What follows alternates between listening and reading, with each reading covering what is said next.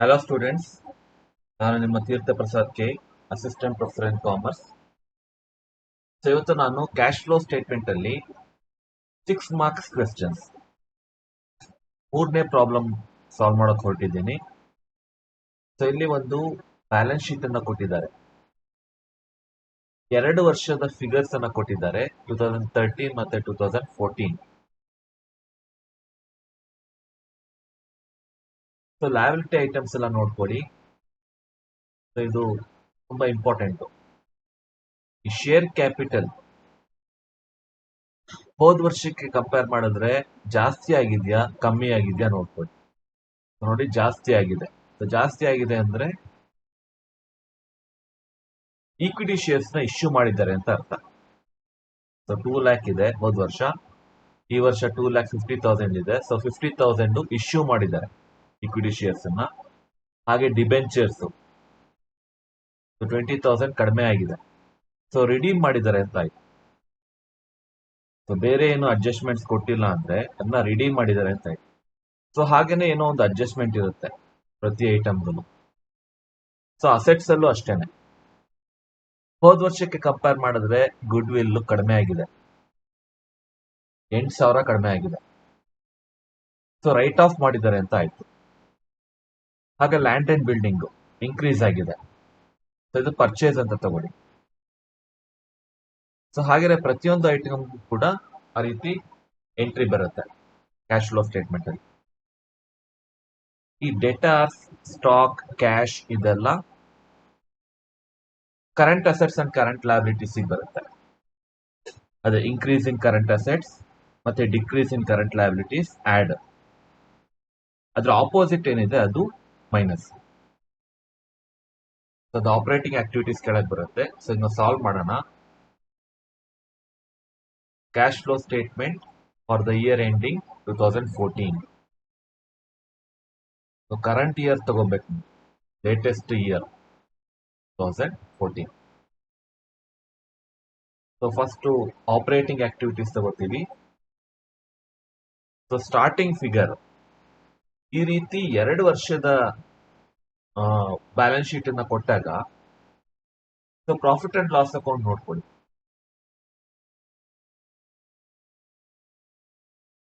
So profit and loss account, so profit and loss account ಕೊಟ್ಟಿಲ್ಲ. So general reserve ತಗೋತೀರಾ. So ಯಾವಾಗ profit and loss account balance sheet ಅಲ್ಲಿ ಕೊಡೋದಿಲ್ಲ ಆಗ ನೀವು ಜನರಲ್ ರಿಸರ್ವ್ ತಗೋಬೇಕು. ಸೊ ಹೋದ ವರ್ಷ 50,000 ಇದೆ, ಈ ವರ್ಷ 70,000 ಇದೆ. ಸೊ ಅದರಿಂದ ಅದ್ರ ಡಿಫರೆನ್ಸ್ ಏನಿದೆ 20,000 ಅದನ್ನ ತಗೋಬೇಕು. ಯಾಕೆ ಜನರಲ್ ರಿಸರ್ವ್ ತಗೋತೀವಿ ಅಂದ್ರೆ ಪ್ರಾಫಿಟ್ ಅಂಡ್ ಲಾಸ್ ಅಕೌಂಟ್ ಇಂದ ಜನರಲ್ ರಿಸರ್ವ್ಗೆ ಟ್ರಾನ್ಸ್ಫರ್ ಆಗಿರುತ್ತೆ.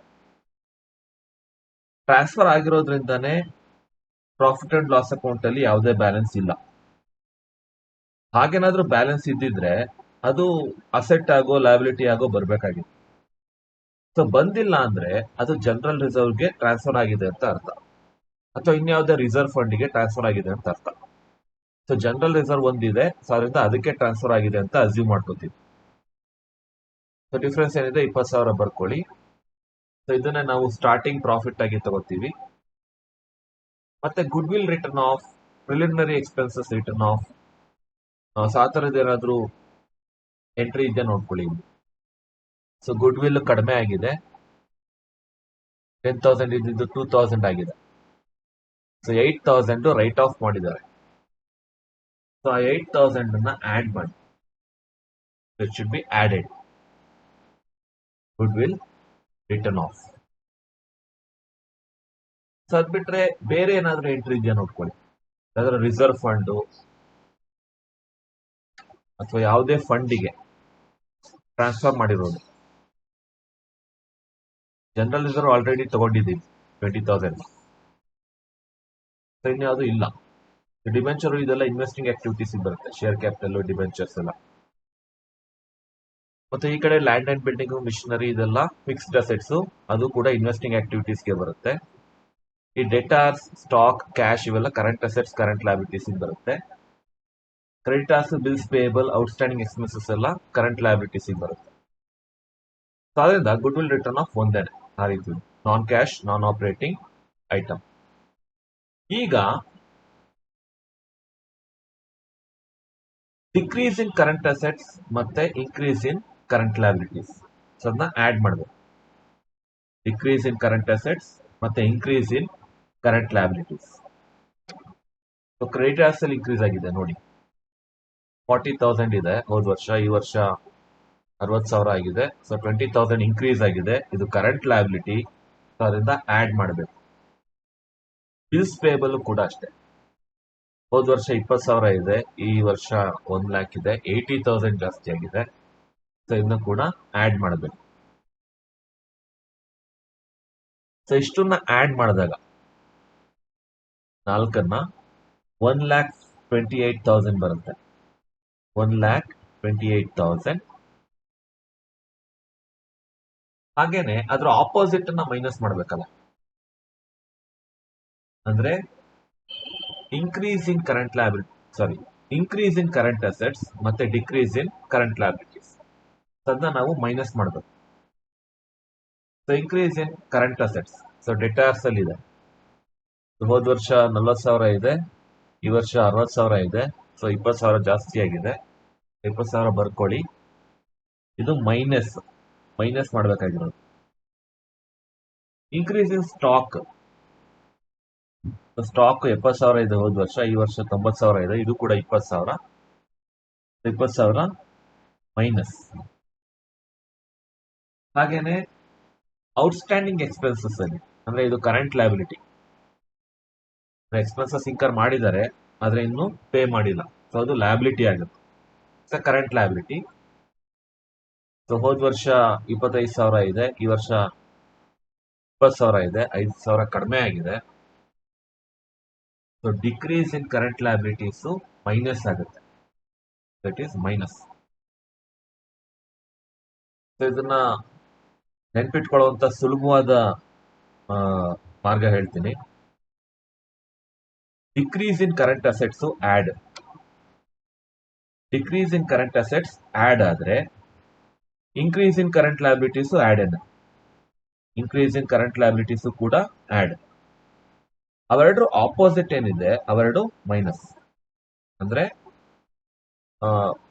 ಇನ್ಕ್ರೀಸ್ ಇನ್ ಕರೆಂಟ್ ಅಸೆಟ್ಸ್ ಮತ್ತೆ ಡಿಕ್ರೀಸ್ ಇನ್ ಕರೆಂಟ್ ಲಯಬಿಲಿಟೀಸ್ ಅವೆರಡು ಆಡ್ ಆಗುತ್ತೆ, ಮೈನಸ್ ಆಗುತ್ತೆ, ಮೈನಸ್. ಸೊ ಹಾಗೆ ನಾಲ್ಕು ಇಟ್ಕೊಳ್ಳಿ. So decrease in current assets add ಅಂತ ನ್ಯಾಪ್ಕ ಇಟ್ಕೊಂಡ್ರೆ ಸಾಕು, ನೀವು ಮಿಕ್ಕಿದ್ದೆಲ್ಲ ಮಾಡ್ಬೋದು.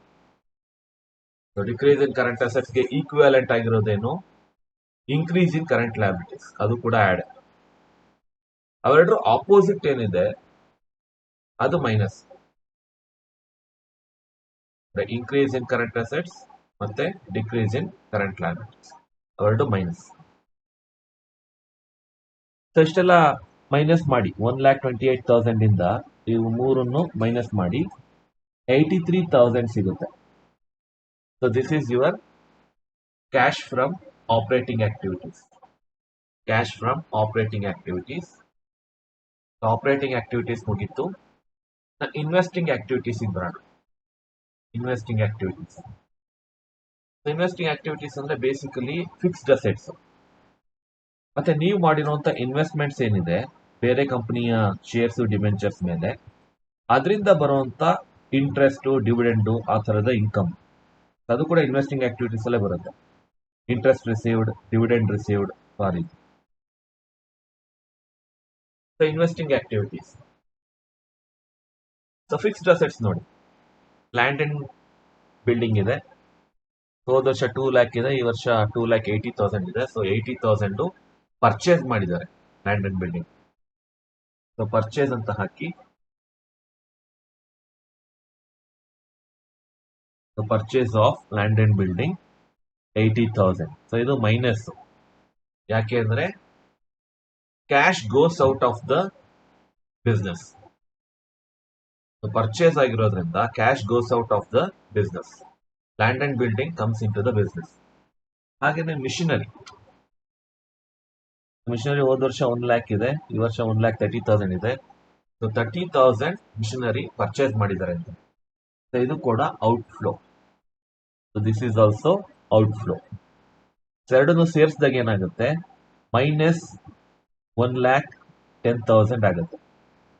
-1,10,000. ಸೊ ಇನ್ಫ್ಲೋ ಯಾವುದೂ ಇಲ್ಲ, ಎರಡು ಔಟ್ಫ್ಲೋನೆ. -1,10,000. ಸೊ ನೆಕ್ಸ್ಟ್ ಬನ್ನಿ, cash from financing activities. Financing ಅಂದ್ರೆ ಇಲ್ಲಿ shares, debentures, propose dividend paid, ಇದೆಲ್ಲ ಬರುತ್ತೆ. Totally finance related activities. So ಬಿಸ್ನೆಸ್ಗೆ ಫೈನಾನ್ಸ್ ಅನ್ನ ಎಲ್ಲಿಂದ ತರ್ತೀರಾ, ಮತ್ತೆ ಅದಕ್ಕೆ ಸಂಬಂಧಪಟ್ಟಂತ ಇನ್ಫ್ಲೋಸ್, ಔಟ್ಫ್ಲೋಸ್. ಇಲ್ಲಿ ಬ್ಯಾಲೆನ್ಸ್ ಶೀಟ್ ಅಲ್ಲೇ ಎಲ್ಲ ಇರುತ್ತೆ, ನೀವು ಅಬ್ಸರ್ವ್ ಮಾಡಬೇಕು. ಸೊ ಈಕ್ವಿಟಿ ಶೇರ್ಸ್ 2 lakh ಇದೆ, ಈ ವರ್ಷ 2,50,000 ಇದೆ. ಸೊ 50,000 ಜಾಸ್ತಿ ಆಗಿದೆ ಅಂದ್ರೆ ಇಶ್ಯೂ ಮಾಡಿದರೆ ಅಂತ ಅರ್ಥ. So this is an inflow. 50,000 issue of shares. ಇನ್ನೇನಿದೆ, ಡಿಬೆಂಚರ್ಸ್ ಇದೆ. ಸೊ ಅಲ್ಲೇನಾಗಿದೆ ನೋಡೋಣ. 12% ಡಿಬೆಂಚರ್ಸ್ 1 lakh, ಮತ್ತೆ ಈ ವರ್ಷ 80,000 ಇದೆ. ಸೊ ಡಿಕ್ರೀಸ್ ಆಗಿದೆ, ಅಂದ್ರೆ ರಿಡೀಮ್ ಮಾಡಿದ್ದಾರೆ ಅಂತ ಆಯ್ತು. ಸೊ ರಿಡೀಮ್ ಮಾಡೋದು ಅಂದ್ರೆ ರೀಪೇಮೆಂಟ್ ಮಾಡೋದು. ಡಿಬೆಂಚರ್ಸ್ ನ ರಿಡೀಮ್ ಮಾಡಿದ್ದಾರೆ 20,000. ಸೊ ಅದನ್ನ ಔಟ್ಫ್ಲೋ ಅಂತ ಹಾಕಿ. It is an outflow, -20,000. So 50,000 inflow ಆಗಿದೆ, 20,000 ಔಟ್ಫ್ಲೋ ಆಗಿದೆ. ಸೊ ನೆಟ್ ಕ್ಯಾಶ್ ಇನ್ಫ್ಲೋ 30,000 ಆಗುತ್ತೆ ಎರಡನ್ನು ಸೇರಿಸಿದಾಗ. So 30,000 is the cash inflow from financing activities. ಈಗ cash inflow from operating activities ಮತ್ತೆ cash flow from financing activities, cash flow from investing activities ಮತ್ತೆ cash flow from financing activities. ಮೂರನ್ನು ನೀವು add ಮಾಡಬೇಕು. Operating activities 83,000, ಇದು plus. Investing activities 1,10,000, ಇದು minus. Financing activities 30,000, ಇದು plus. So 83,000 plus 30,000 minus 1,10,000 ಎಷ್ಟು ಬರುತ್ತೆ? 3,000 ಬರುತ್ತೆ. So this is your net increase in cash. So ಇದಕ್ಕೆ ನೀವು cash balance at the beginning of the year add ಮಾಡಬೇಕು. Cash balance at the beginning of the year. Opening cash balance ಹೋದ ವರ್ಷದ್ದು 15,000 ಇದೆ. So 15,000 ನ ಆಡ್ ಮಾಡಬೇಕು. Closing balance 18,000 ಇದೆ. So ಅದು ಕೊನೆಗೆ ಅಷ್ಟು ಬರಬೇಕು. Cash balance at the beginning of the year add ಮಾಡಿದ್ರೆ cash balance at the end of the year 18,000 ಬರಬೇಕು. 18,000 ಬಂದಿದೆ ನೋಡ್ಕೊಳ್ಳಿ, ಅಂದ್ರೆ current year cash balance, closing balance. So ಅಂದ್ಮೇಲೆ ಕರೆಕ್ಟ್ ಇದೆ, ನಿಮ್ಮ cash flow statement is correct. ಅದು ಟ್ಯಾಲಿ ಆಗಬೇಕು ಕ್ಲೋಸಿಂಗ್ ಬ್ಯಾಲೆನ್ಸ್ ಜೊತೆ, ಬ್ಯಾಲೆನ್ಸ್ ಶೀಟ್ ಜೊತೆ. This is your net increase in cash. ಕೆಲವೊಂದ್ಸರಿ ಮೈನಸ್ ಬರ್ಬೋದು.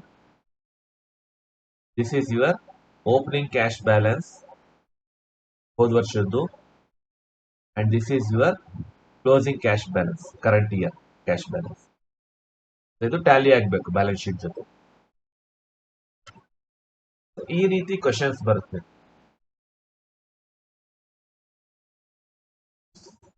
Simple problem.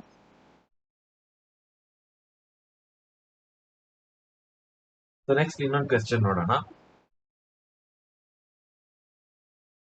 ಇದರಲ್ಲಿ ಪ್ರಾಫಿಟ್ ಅಂಡ್ ಲಾಸ್ ಅಕೌಂಟ್ ಇದೆ.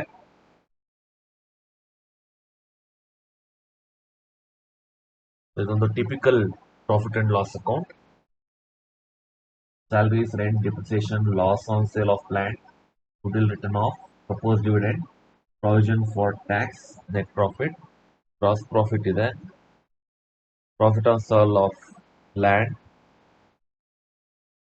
income tax refund ಎಷ್ಟಿದೆ. ಸೊ ಇಷ್ಟು ಎಕ್ಸ್ಪೆನ್ಸಸ್ ನಾವು ಕ್ಯಾಟಗರೈಸ್ ಮಾಡಬೇಕು.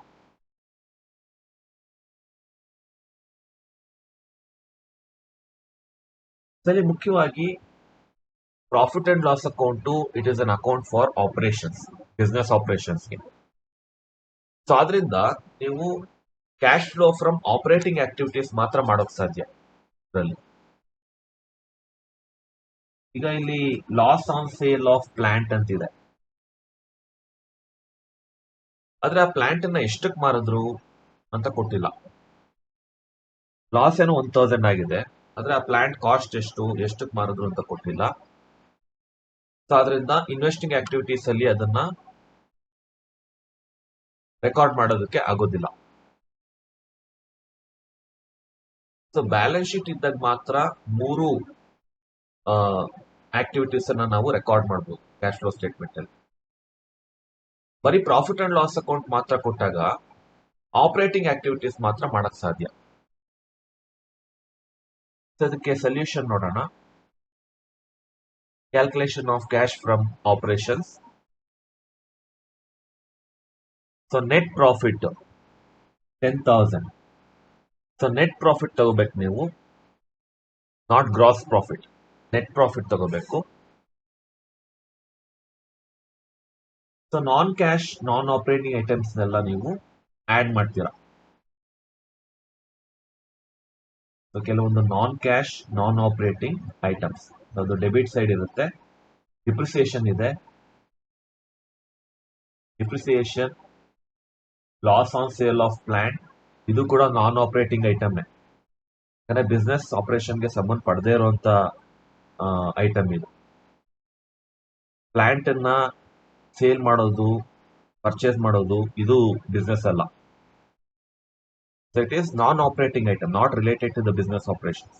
ಅದೇನು ಸೇಲ್ಸ್ ಅಲ್ಲ. ಅದರಿಂದ it is non operating. Goodwill written off ತಗೋಬಹುದು. ಪ್ರಪೋಸ್ ಡಿವಿಡೆಂಡ್ ಇದೆಲ್ಲ ಆಮೇಲೆ ಬರುತ್ತೆ. ಸೊ ಡಿಪ್ರಿಸಿಯೇಷನ್ ತಗೊಳ್ಳಿ 20,000, goodwill written off 4,000, propose dividend 5,000, provision for tax 5,000, loss on sale of plant 1,000.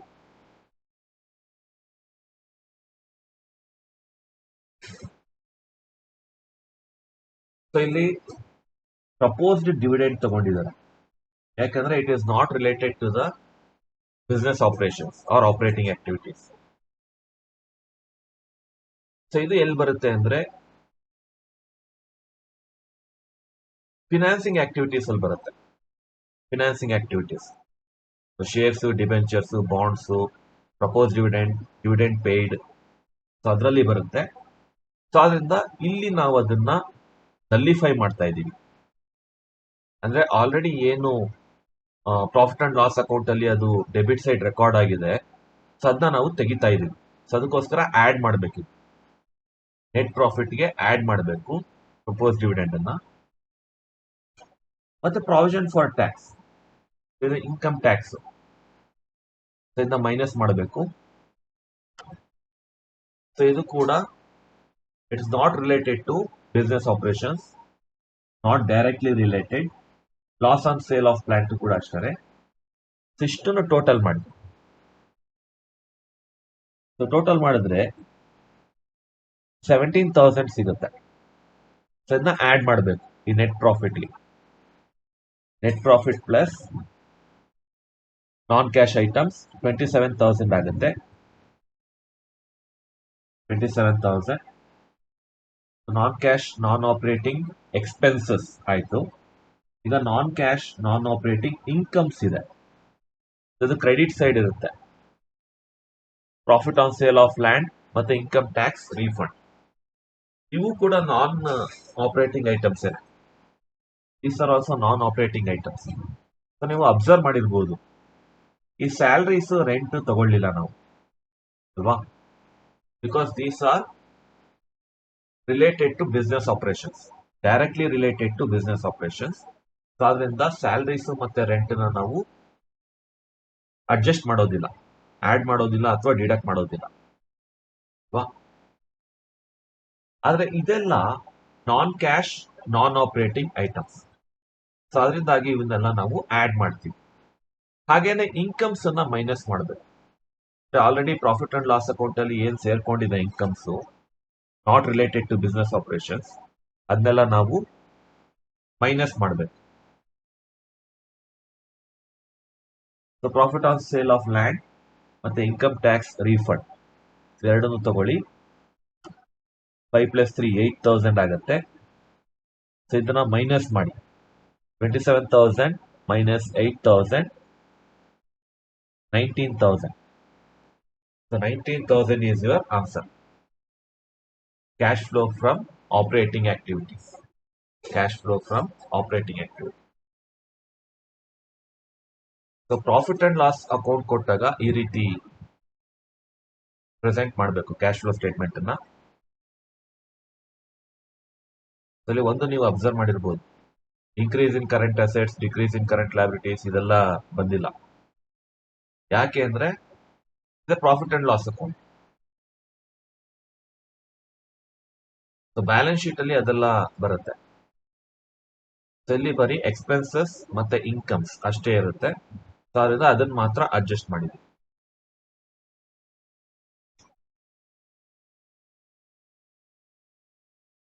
Okay friends, ಮತ್ತೆ ನೆಕ್ಸ್ಟ್ ಕ್ಲಾಸ್ ಅಲ್ಲಿ ಸಿಗೋಣ. ಇದಕ್ಕೆ ಸಂಬಂಧಪಟ್ಟಂತ ಅಸೈನ್ಮೆಂಟ್ಸ್ ಅನ್ನ ಕೊಡ್ತೀನಿ ಇಷ್ಟರಲ್ಲೇ. ಅದನ್ನ ಬರೆದು ಪ್ರಾಕ್ಟೀಸ್ ಮಾಡಿ. ಮತ್ತೆ ಕ್ವಶನ್ ಪೇಪರ್ ಪ್ರಾಬ್ಲಮ್ಸ್ ಅನ್ನ ಕೂಡ ಸಾಲ್ವ್ ಮಾಡ್ತೀನಿ.